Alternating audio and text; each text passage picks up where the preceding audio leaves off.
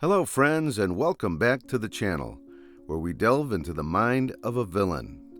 In this entry, we'll be taking a look at Dr. Emma Russell, the main human antagonist of Godzilla, King of the Monsters.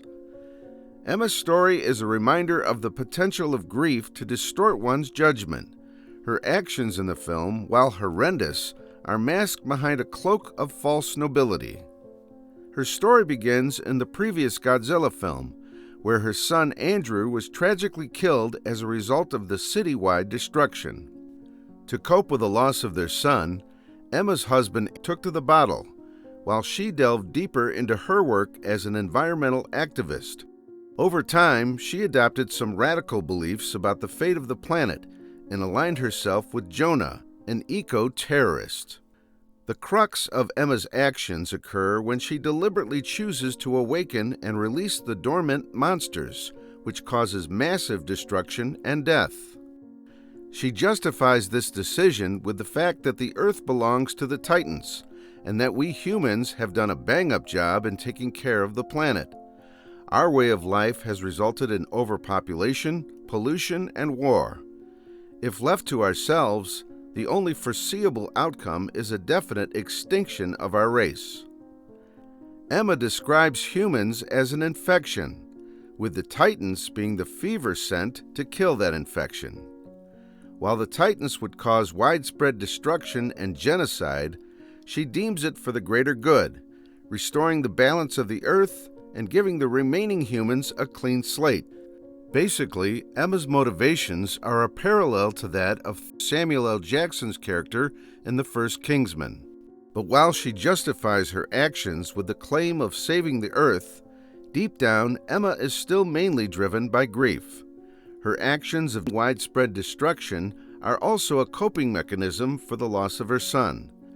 This motivation is inferred when Mark responds to Emma's speech, telling her that this won't bring Andrew back. To that, Emma does not respond, but simply remains silent. While she doesn't admit that the death of her son was what truly compels her, at the same time, she doesn't deny it. For a moment, she looks away with a tinge of sadness before changing the subject. Later in the film, it's revealed that Emma managed to convince her daughter Madison to join her stance by telling her that they were doing this for her son, to ensure that what happened to him would not happen to anyone else. Unfortunately, Emma fails to see the irony of her claim. By unleashing the monsters, she has caused more deaths of a similar nature to her sons. It's suggestible that in her grief, she is self-deceived and unaware of her true intentions. Her stated motivation changes depending on who she's speaking to. With Mark and the rest of the scientists, she claims she is restoring balance to the planet. When things go south and she tries to appease her daughter, she mentions that she had no choice as Monarch was going to kill the Titans. Madison immediately calls out her BS and tells her that this whole time she claimed she was doing it all for Andrew.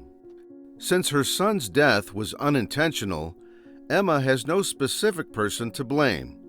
While Mark blames Godzilla, perhaps Emma blames humanity and wishes to vent her grief onto the world, justifying her actions in the name of her son.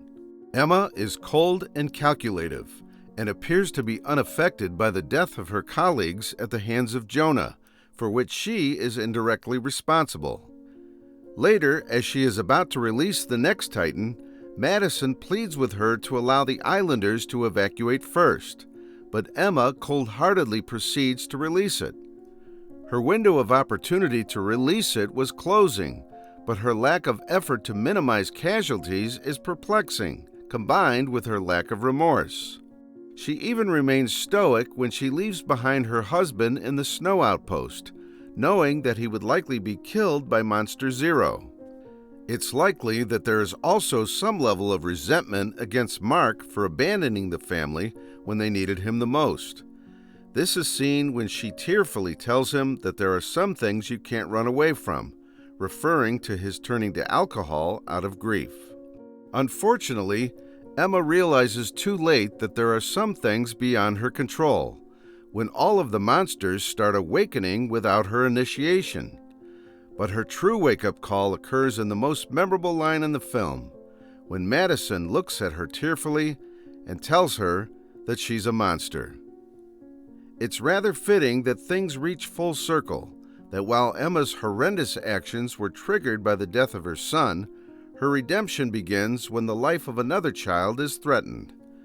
Her previous argument of giving the planet a clean slate is thrown out the window when Madison is in danger. This supports the notion that she may not have been completely sold on her method to restore Earth's balance in the first place. At the end, while Emma may have been unfazed by the countless lives she destroyed, she is still a mother who would sacrifice herself so that her family can live.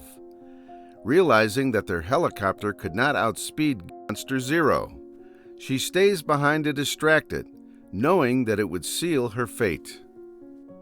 So what do you think of Emma Russell from King of the Monsters, folks? Let me know in the comments below, and thanks for watching.